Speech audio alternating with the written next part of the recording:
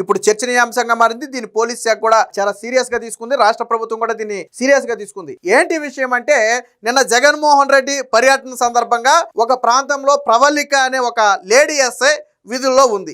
అదే సమయంలో వైసీపీ ఆముదాల వలస ఇన్ఛార్జ్తో పాటు కొంతమంది వస్తుంటే, బైక్ ర్యాలీ మీద వస్తుంటే వాళ్ళని అడ్డుకునే ప్రయత్నం చేసింది ఆవిడ. ఎందుకని? అక్కడ ఆవిడ విధి ఏంటి? ఎవరు కాన్వాయ్కి అడ్డుపడకూడదు, జగన్మోహన్ రెడ్డి కాన్వాయ్కి అడ్డుపడకూడదు, అది వాళ్ళ పోలీసుల డ్యూటీ. సో వాళ్ళని అడ్డుకుంటే వాళ్ళు ఏం చేశారో తెలుసా?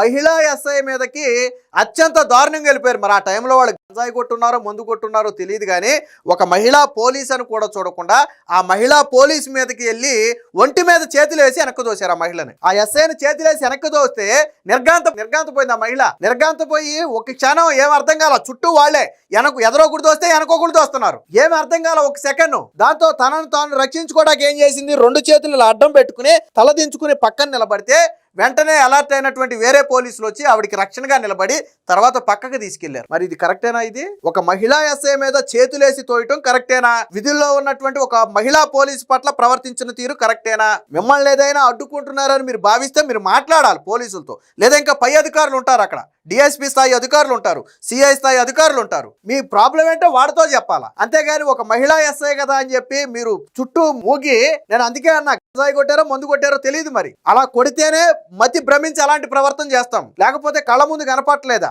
ఆవిడ ఎస్ఐ కాదా, పక్కన పెడితే ఒక మహిళ కదా, ఆవిడ మీద చేతులు వేయొచ్చా, చేతులేసి మాట్లాడొచ్చా? ఇక్కడ ఇన్ఛార్జ్ అనుకుంటే ఆముదాల చింతాడ మొత్తం చేసింది ఆయనే. ముందు ఆయన రెచ్చిపోతేనే ఆయన అండ చూసుకుని వీళ్ళు రెచ్చిపోయారు. వీళ్ళందరి మీద కేసులు నమోదు చేసి బొక్కలో వేయాలి, అప్పుడు కానీ బుద్ధి రాదు. ఒక మహిళా ఎస్ఐ మీద అంత దారుణంగా ప్రవర్తించడం జుగుత్సకరమైనటువంటి ఘటన అన్నమాట. ఇది దరిద్రం ఏంటంటే, వైసీపీ నుంచి ఒక్కడు నోరు తెరిచి ఖండించలా. జరిగింది తప్పు, మేము దాన్ని ఖండిస్తున్నాము, అలాంటి ఘటనలు జరగడం దురదృష్టకరం అని చెప్పి కనీసం వాళ్ళ పార్టీ నుంచి ఒకటి ఖండించలా. ఈ మహిళలు ఉంటారు కదా, ఎవరో యాంకర్ శ్యామల, రోజా, విడుదల రజని, ఏమైపోయింది మీ నోరు? మాట్లాడరే. ఈ రోజు మహిళా ఎస్ఐ మీద మీ వైసీపీ నాయకులు కార్యకర్తలు చేతులేసి తోసి మాట్లాడి ఆవిడ మీద దాడి చేస్తే నోరు పడిపోయిందా? మహిళలే కదా మీరు, నోరు తెరవండి నోరు. ఇదే ఒక వైసీపీ మహిళా కార్యకర్త మీద ఎవరైనా చేస్తే ఊరుకుందరా ఈ పార్టీకి? జగన్మోహన్ రెడ్డి సాక్షిలో బ్యానర్ ఐటమ్ ఎదురు. అదే తెలుగుదేశం పార్టీ నేతలో ఎవరైనా అక్కడ ఉండి వేరే వాళ్ళు అక్కడ వేరే మహిళ ఉండుంటే మహిళల మీద తెలుగుదేశం పార్టీ దాడి, మహిళల మీద తెలుగుదేశం పార్టీ అసభ్య ప్రవర్తన అని చెప్పి బ్యానర్ ఐటమ్లు వేసి రాదురు. మరి ఇప్పుడు నోరు తెరవరే, ఇప్పుడు నోళ్లు మోగపోయినాయా? నేను వాళ్ళని అడుగుతున్న మహిళా నేతలు, ముఖ్యంగా శ్యామల, ఇటీవల సీమ చిట్టుకుమంటే వచ్చి మాట్లాడే శ్యామల మాట్లాడి ఈ రోజు ఈ మహిళా ఎస్ఐ గురించి మాట్లాడని మీరు రేపొద్దున ఎవరి గురించి మాట్లాడే అర్హత ఉండదు మీకు. ఈ రాష్ట్రంలో ఏ మహిళ గురించి మాట్లాడే అర్హత ఉండదు మీకు. అంటే మీ పార్టీ వాళ్ళు అయితే మహిళల మీద చేతులేసి మాట్లాడొచ్చా? నిన్న జరిగిన దాన్ని వైసీపీ కనీసం ఖండించదా? జగన్మోహన్ రెడ్డి అన్నా ఖండించాలి కదా, వైసీపీ పార్టీ అన్నా ఖండించాలి కదా. జరిగింది దురదృష్టకర ఘటనని క్షమాపణ చెప్పించాలి కదా మహిళా ఎస్ఐకి మీ నేతల చేత. ఎందుకు మాట్లాడలేదు ఎవరు? మీరు ఆ వీడియో చూడండి ఒకసారి, ఎలా ఉందో ఒకసారి. ఆ మహిళా నేత మీద, మహిళా ఎస్ఐ మీద ఎలా దాడి చేశారు చూడండి ఒకసారి. ఇదిగో మహిళా ఎస్ఐ, ఇదిగో ఇక్కడ చూడండి ఒకసారి, ఇక్కడ చూడండి ఒకసారి, చూడండి ఒకసారి. మహిళా ఎస్ఐ ఏమైంది? తలదించేసుకుంది. ఇక్కడ చూడండి, ఇక్కడ చూడండి, ఇదిగో ఇక్కడే ఉంది మహిళా ఎస్ఐ, ఇదిగో ఇక్కడే ఉంది మహిళా ఎస్ఐ. తర్వాత పోలీసులు వచ్చి పక్కగా తీసుకెళ్లారు. చూడండి, వేరే పోలీసులు వచ్చారు తర్వాత.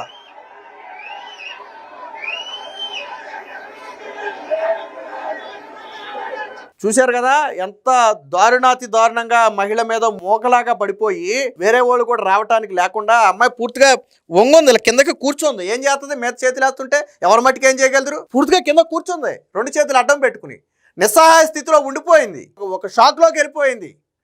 మీద చేతులేసి మాట్లాడితే ఫస్టే భుజం మీద చేసి తోశారు, తర్వాత వెనక నుంచి తోశారు, తర్వాత చుట్టూ మూగిపోయారు. ఒక మహిళా ఎస్ఐ మీద, అంటే మహిళల పట్ల వైసీపీ నేతల వైఖరి చూడండి. ఆ అమ్మాయి ఎస్ఐయా సిఐయా సాధారణ మహిళ కాసేపు పక్కన పడే, సాధారణ మహిళ అయితే తోస్తారా? అలాగా సాధారణ మహిళ ఉంటే మట్టుకు అలా చేస్తారా? అంటే రాష్ట్రంలో పోలీసుల మీదే వీళ్ళు మహిళల మీద చేయేసి మాట్లాడారు అంటే సాధారణ మహిళలకు ఒక లెక్క, వాళ్ళని బ్రతకనిస్తారా? బయట సమాజంలో తిరగనిస్తారా సాధారణ మహిళలను? ఇలాంటి సైకోలు గంజాయి కొట్టొచ్చారా మందు కొట్టి నాకు తెలియదు. ఏమన్నా గంజాయి ముందు ఏమన్నా సభ దానికి ముందు ఏమన్నా కథ పంచి తీసుకొచ్చారా వీళ్ళని? అందుకనే మైకోలో ఉన్నారు వాళ్ళు. మృగాలాగా ప్రవర్తించారు, మనుషుల్లాగా ప్రవర్తించలా. దరిద్రం ఏంటంటే ఒకడు కాకపోతే ఒకడైనా సరే మనం చేస్తుంది తప్పు అని చెప్పి ఆ మహిళా ఎస్ఐనే కాపాడే ప్రయత్నం చేసి వాళ్ళని వెనకనెట్టే ప్రయత్నం చేయాలి. మళ్ళీ పోలీసులు వచ్చేదాకా తోటి పోలీసులు వచ్చి కాపాడే వరకు ఒకడు ఎవడో ఎదో పని చేశాడు అనుకుందాం, వెంటనే మిగతా వాడు ఏం చేయాలి?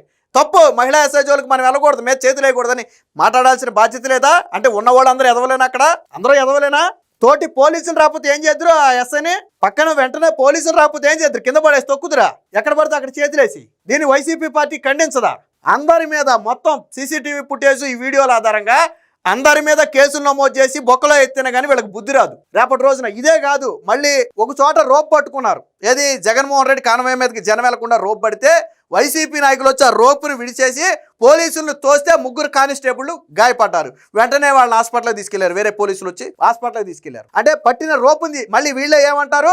జగన్మోహన్ రెడ్డికి బందోబస్తు కల్పించలేదు అంటారు. ఇలా మనుషుల్లాగా ప్రవర్తిస్తే బందోబస్తు కల్పిస్తారు, కానీ మృగాల్లాగా ప్రవర్తిస్తే బందోబస్తు ఎవరు కల్పిస్తారు? ఎవరు కల్పిస్తారు? ఇక్కడేమో ఎస్ఐ అడ్డుకుని ఎస్ఐ మీద దాడి, ఆ మహిళా ఎస్ఐ మీద. అక్కడ రోపు పడితే ఆ రోపును దింపేసి దూసుకుంటూ వెళ్ళిపోతే 3 కానిస్టేబుల్ గాయపడ్డారా? ఇంకో పక్క బొత్స సత్యనారాయణ పోలీసులను బెదిరిస్తాడా? పోనీ జగన్మోహన్ రెడ్డిని చెప్పమానండి, ఏమని? మాకు బందోబస్తు వద్దు, మా కార్యకర్తలు నన్ను చూసుకుంటారు, మీరు వాళ్ళని ఆపలేరు, మాకు బందోబస్తు వద్దని జగన్మోహన్ రెడ్డి చెప్పమానండి.